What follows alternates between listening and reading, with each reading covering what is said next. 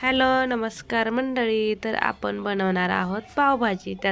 त्यासाठी आपण घेतली खूप सारी कोथिंबीर, कढीपत्ता धुवून आणि 3-4 कांदे, 2 शिमला मिरची, 2 टोमॅटो, 7-8 कांदे आणि बटाटे आहेत. हे 3 घेतलेत. वटाणे घेतले आहेत. यातले वटाणे थोडेसे मी बाजूला काढून ठेवणार आहे आणि झटपट अशी पावभाजी बनवणार आहोत.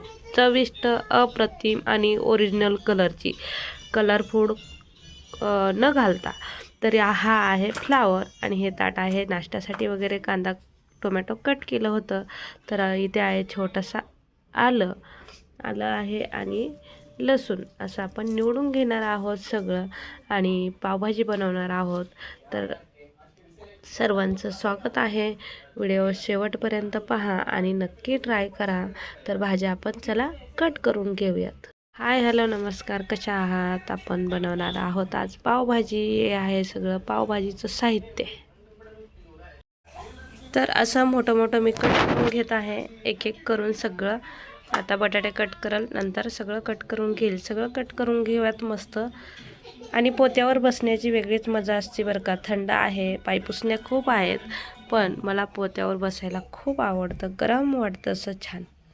असं मस्त बटाट्याच्या वरचं काढून घ्यायचं आहे. सगळं काढून घेते आता मी हळूहळू. मोठं साहित्य कट करून घेतलं आहे आणि हे कढीपत्ता आणि कोथिंबीर कट करते आता. कोथिंबीर कट करून घेतली बारीक मस्त. वाटाणे पण याच्यामध्येच जातील. सगळे नाही टाकत, मी बोलली होती ना. थोडेसे ठेवत आहे कशाला तरी.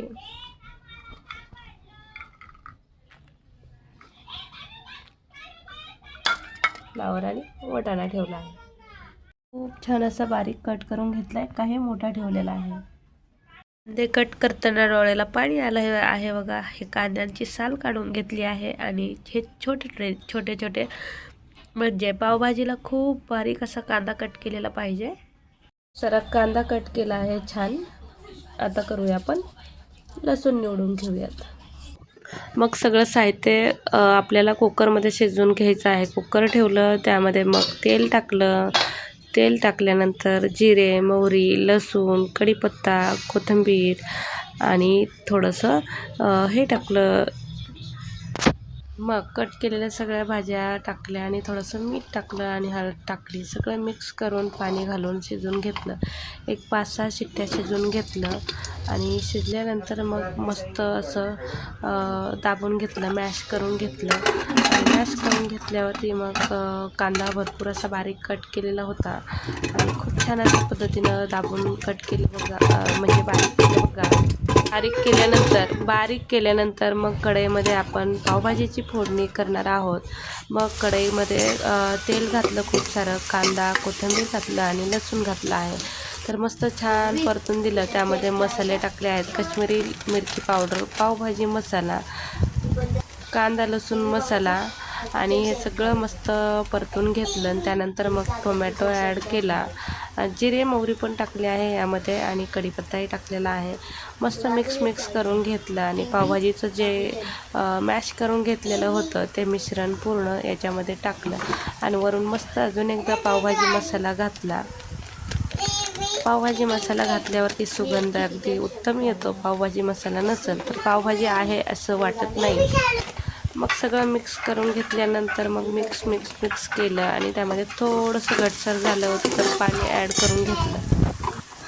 करून घेतलं. पावभाजी होईपर्यंत आम्ही पाव आणायला जाणार होतो, पण पाऊस असा जोरदार आला म्हणता आम्हाला पाव ऑनलाईन मागवायला लागले. आणि मग सगळं वरून पण अजून मी कांदा लसूण ठेचून टाकला होता आणि मस्त मिक्स केलं. पाणी ॲड केलं आणि वरून कोथिंबीर आणि बटर टाकलं आणि थोडा वेळ मंद आचेवर गॅस ठेवायचा आणि मग खूप छान असा सुगंध आला होता बघा. बाहेर खूप पाऊस होता.